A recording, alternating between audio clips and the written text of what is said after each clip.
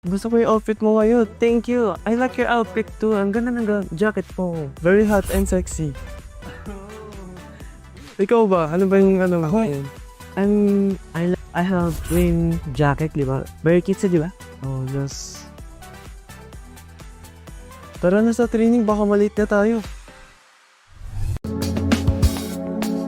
계속 성장해간다?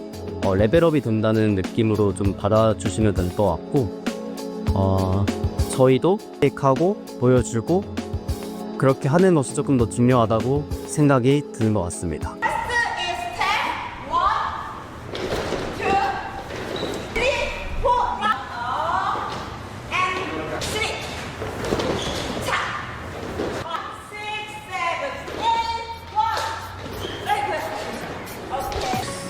Naligot mo.